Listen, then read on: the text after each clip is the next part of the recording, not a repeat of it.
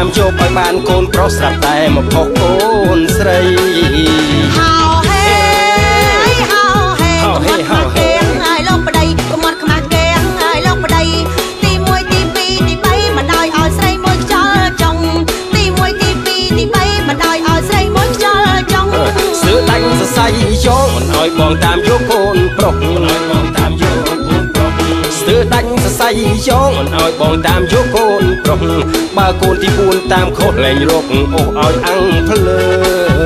ហៅហេហៅហេហៅហេហៅហេហើយបាយជើងមកពីដាក់ក្រែងហើយបាយជើងកូនប្រុសវាខ្លាចភ្លើងមិនជាកូនយើងសឹកតែស្រីកូនប្រុសវាខ្លាចភ្លើងមិនជាកូនយើងសឹកតែស្រីស្រីក៏ដោយប្រុសក៏ដោយតែកូនយើងណាលោកប្តីស្រីក៏ដោយប្រុសក៏ដោយតែកូនយើងណាលោកប្តី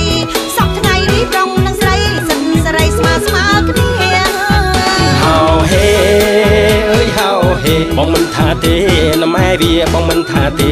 ណាម៉ែវាយើងថែទាំគំពីវាជាទំពាំងស្នងឬស័យយើងថែទាំគំពីវាជាទំពាំងស្នងឬស័យ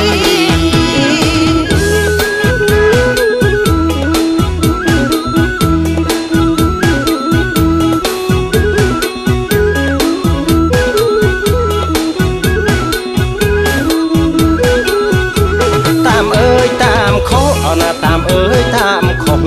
តាមអើយតាមខុសតាមអើយតាមខុសអណាតាមអើយតាមខុស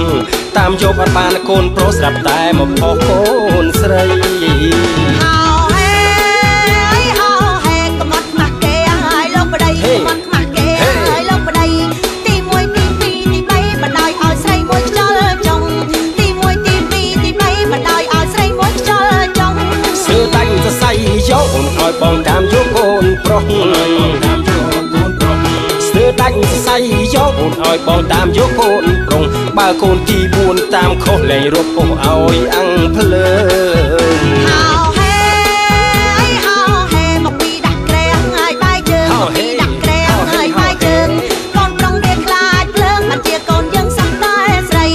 កូនប្រុសវាខ្លាចភ្លើងមិនជាកូនយើងសឹកតែស្រីស្រីក៏ដោយប្រុសក៏ដោយតែកូនយើងណាលោកប្តីស្រីក៏ដោយប្រុសក៏ដោយតែកូនយើងណាលោកប្តីសពថ្ងៃប្រុសនិងស្រីសិនស្រីស្មើស្មើគ្នាហៅហេ